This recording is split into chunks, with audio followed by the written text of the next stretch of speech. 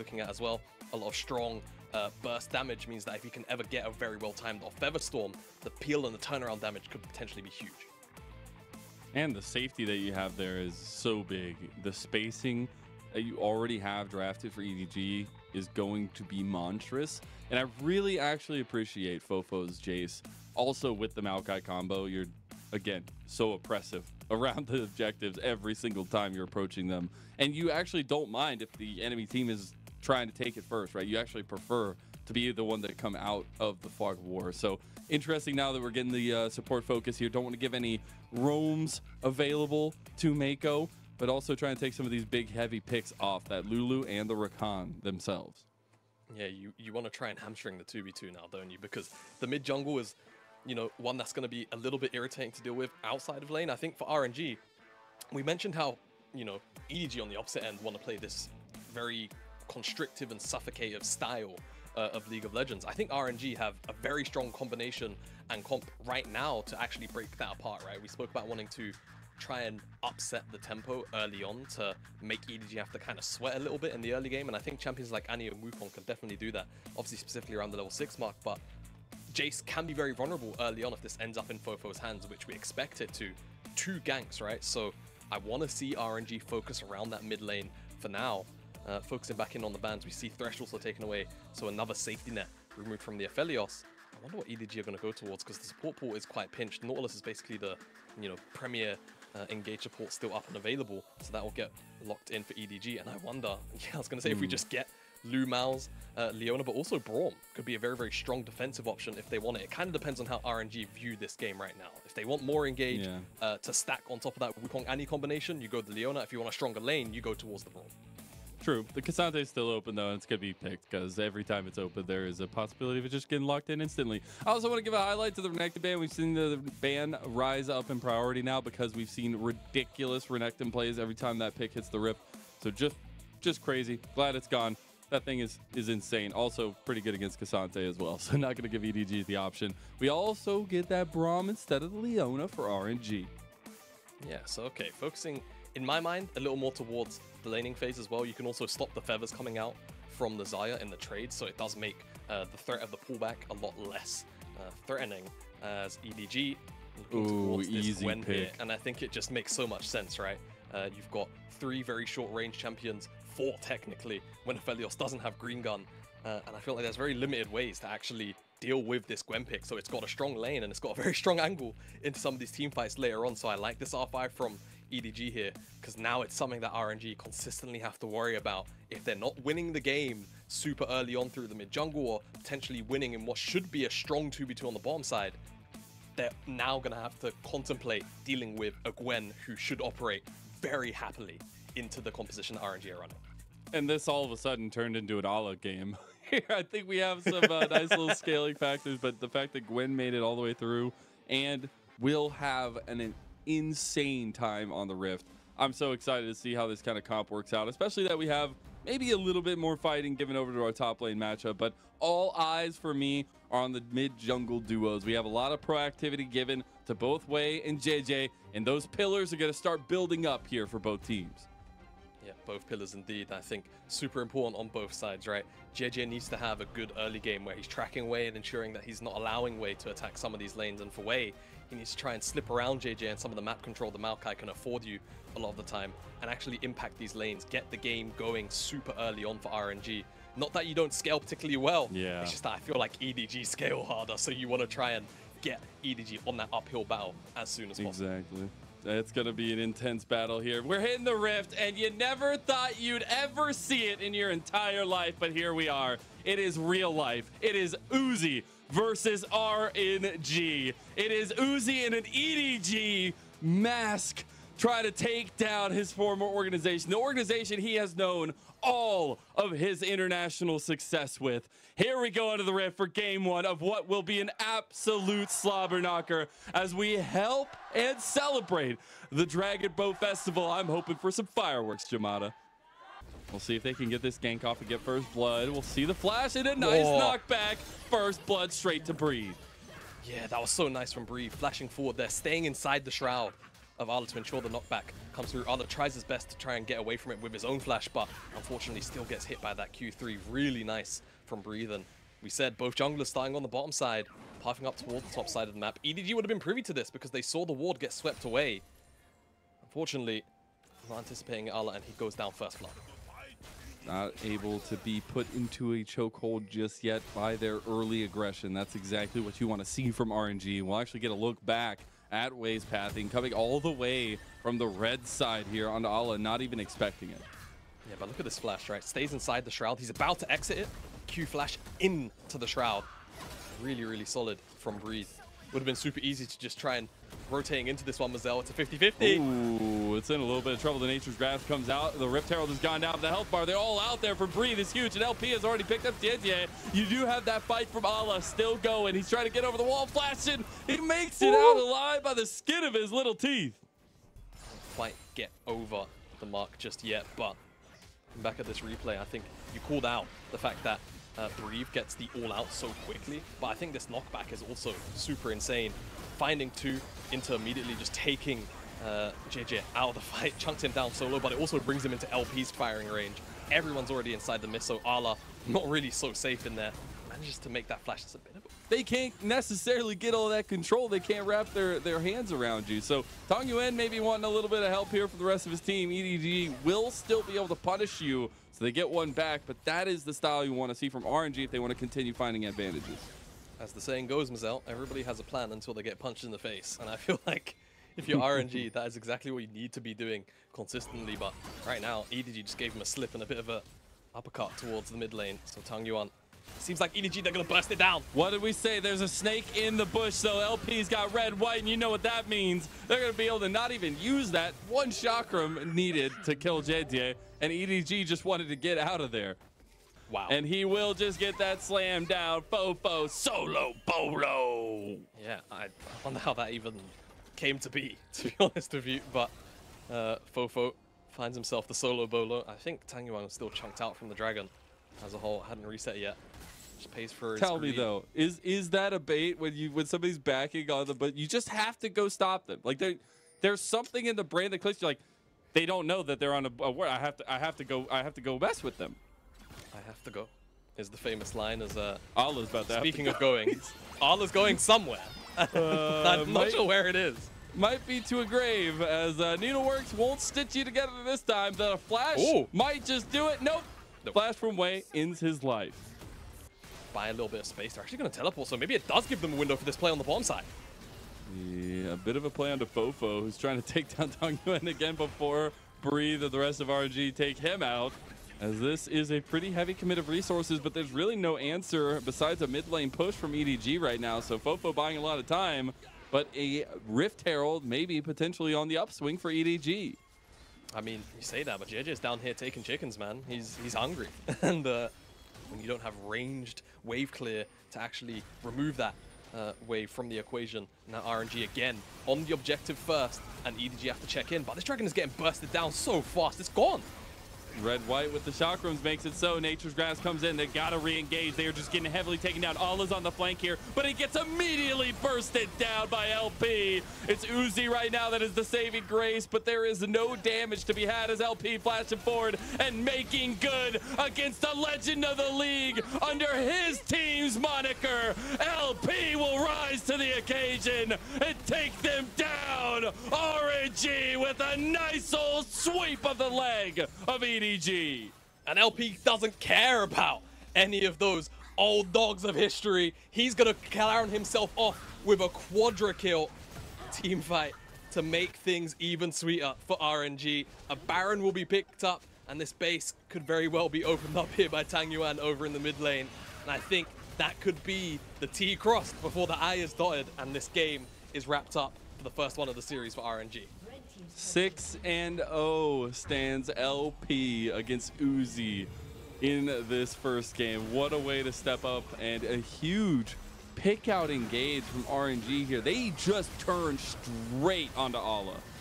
Yeah, Arla had nothing to say in that team fight. And I mean, you know, we said that potentially he could have a very good game, but it just doesn't matter. LP started off this team fight with like 5 or 6 chakrams stacked up, found an ultimate as well with the Moonlight Vigil. Look how many, he's like a blender right now.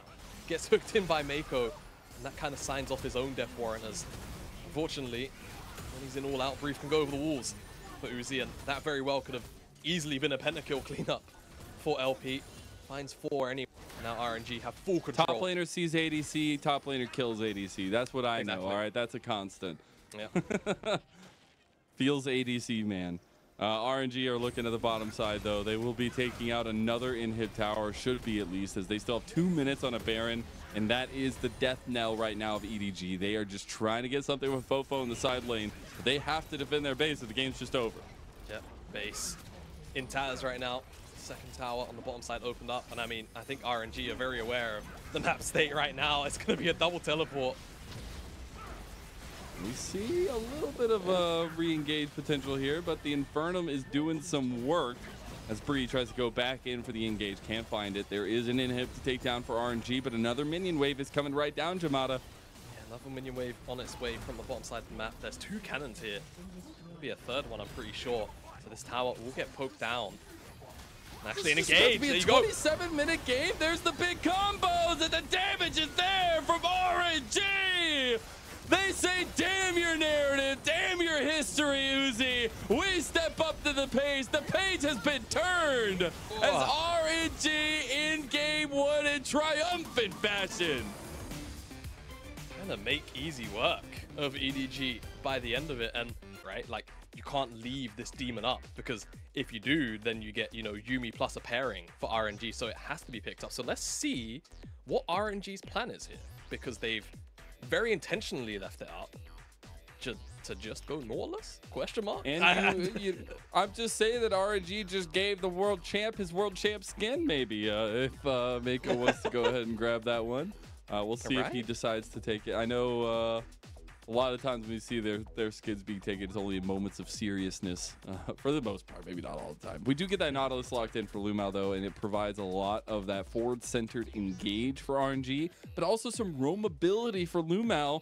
And if RNG want to continue to go aggressive through Wei, that is crucial to connect with the Kazakhs. Okay, so we saw how important support counterpick was in game number 1. All right, so we'll see whether or not it weighs in the same level of importance as I don't care what the jungle pick is here for EDG. I'm going to be honest. Like, there's a Kazakhs on the other side. There's plenty of things you can pick into the Kazakhs. It should just be a Yuumi. And at that point, you've got Poppy here, Zeri as well, right? Smile, right?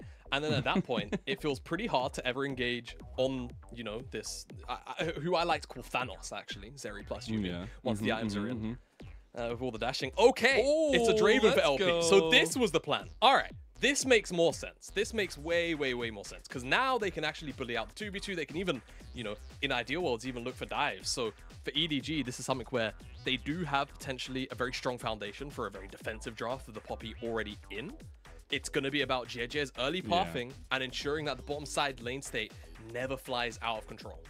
It's also JJ's Poppy. I know we were talking about it with Lyric last night while I was on the cast with him, and this is a pick that, you know, he is one of our top Poppies. The way that he manipulates the map pathing, the way he's able to get under matchups that maybe he shouldn't even be able to, is so big for him when he's on Poppy, but specifically in this game, because RNG are sitting there.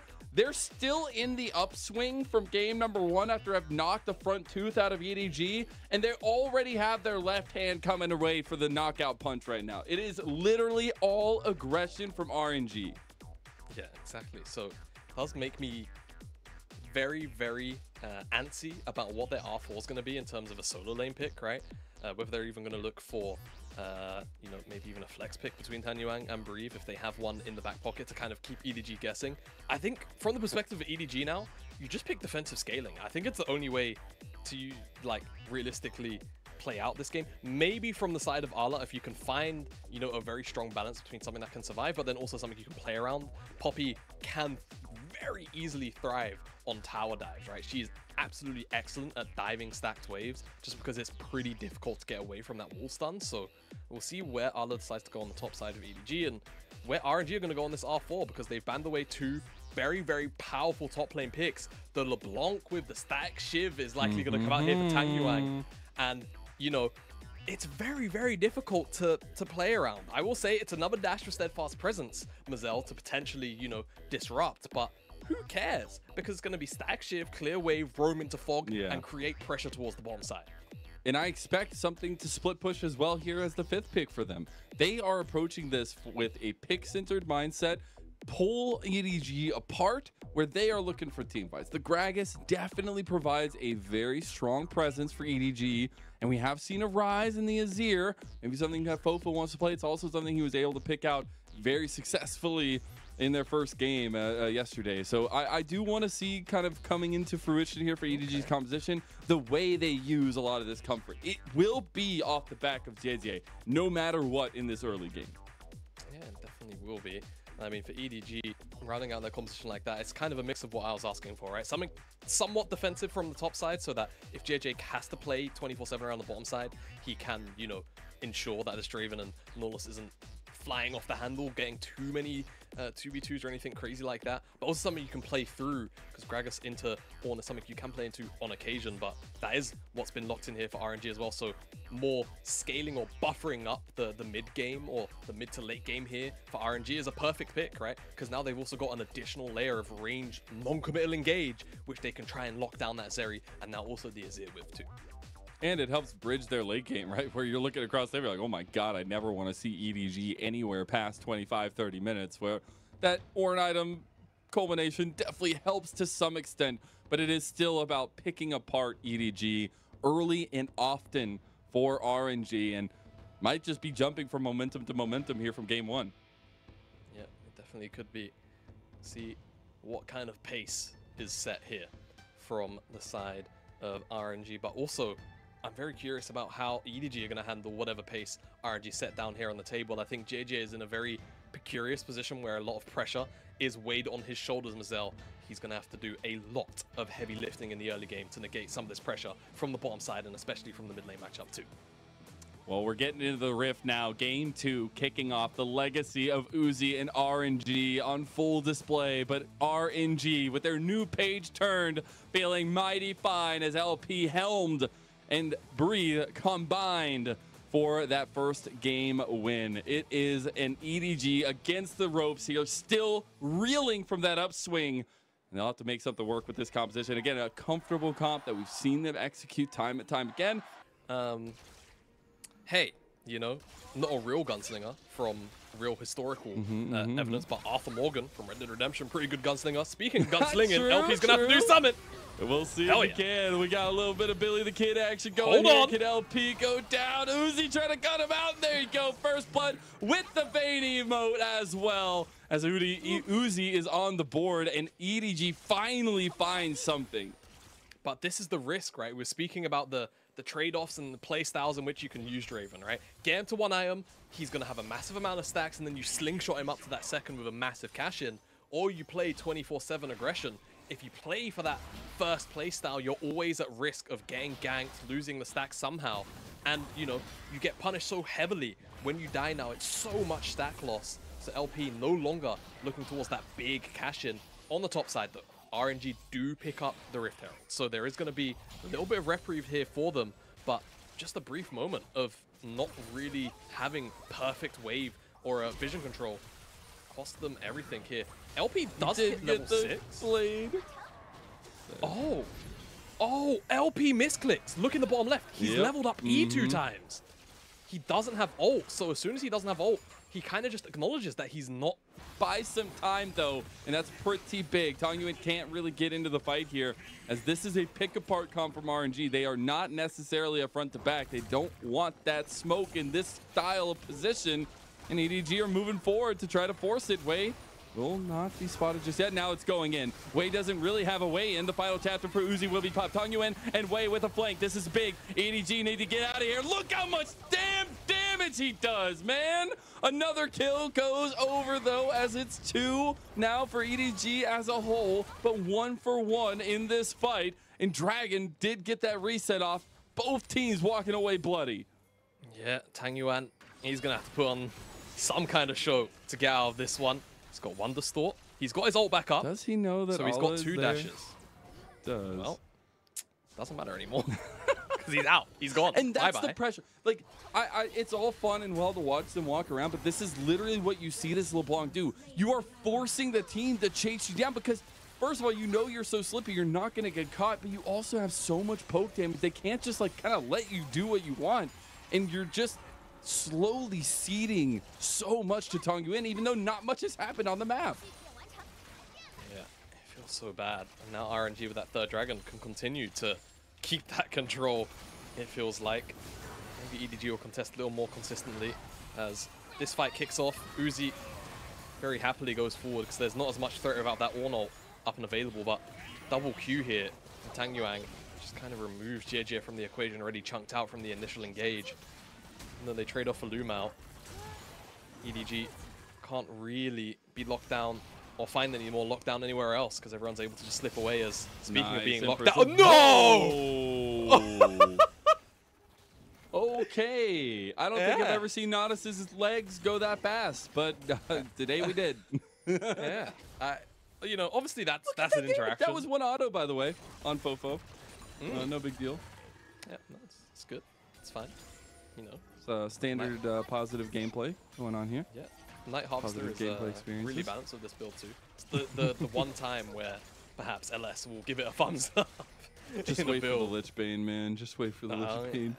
It just gets funner. Now, Wei and RNG still in the need with some proactivity of mid lane. They're looking for an engage. Everybody's a bit caught out from EDG, and they're split out. And this is what we've seen from time to time from EDG. They look a bit chickeny with their heads cut off. And it's RNG that'll pounce right on that, get that big old cash in for LP. And Billy the Kid is stepping up against the legacy that EDG represent with UDG.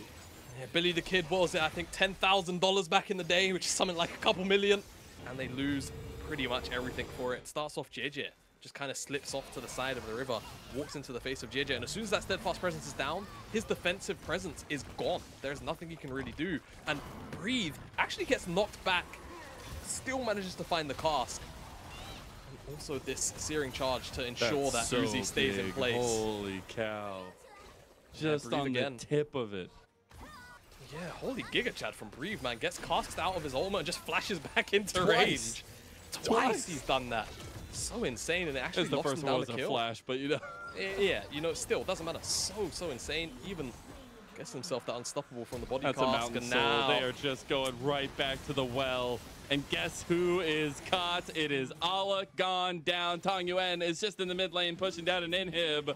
And it's RNG looking at the final pieces to put together this Dragon Boat legacy right now. The only time that they will have to face EDG, but let alone Uzi, here in the summer split until we get to playoffs. And they are making quick work of Edward Gaming. Yes, they are indeed. It's not even an appetizer. It's just straight to the main course, and they are sweeping. Big engage, Fofo, they got the combo, but right back to it, LP! Cash in those big bucks, Billy the Kid, as Uzi's trying to fire back, but he's just got little pedals. We'll see now, Lumao actually getting pretty traded down in here, but Tongyuin is just half health like Uzi, as Mako's trying to get back to Uzi to try to defend this tower, but Tongyuin's ending the game right now. Yeah, the engage, LP's getting low, LP goes down actually, maybe you get to see what you were wanting here. As the one kill goes over, Tongyuin has easily taken down a Nexus tower and almost a second one. Yeah, and I mean, that was a shutdown, and it went to Uzi, right? I'm pretty sure Uzi got that kill credit. So, does he get Titanic Hydra?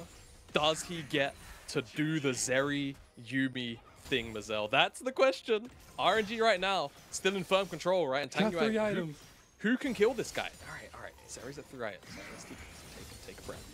Zeri, 3 items. Ardent in. Mako approaching that second item as well, right? I can't remember what Yumi's actually go second item, because normally the game just ends at that point, right? Could just look, I guess, for maybe seen a lot of Helios. Yeah, Helios is like the solo queue thing. I think in comp sometimes you just forego a mythic as, oh, bye JJ. We've seen a decent amount of Helios from some of our Yumis, not every single one. But Uzi looking to make the spotlight shown on him. Yeah.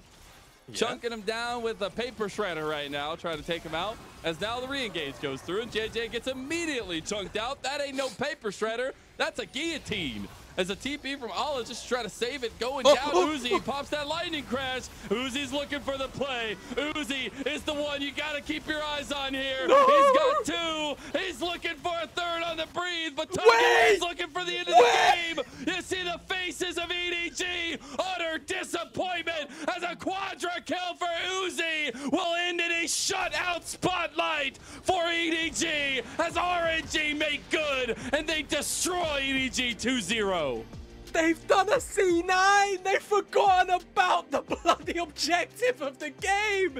Taguan's just walked into the open back door and said, cheers mate for the hot dinner! Takes the game entirely. Uzi gets a quadra kill, I guess. We started to see a Yumi moment at the very end, but perhaps it was all planned, Mazel. As It was RNG all planned. very, very happily take this series 2-0. Again. Taguan, like you mentioned, on that broken LeBlanc bill, does all of the heavy lifting in the end.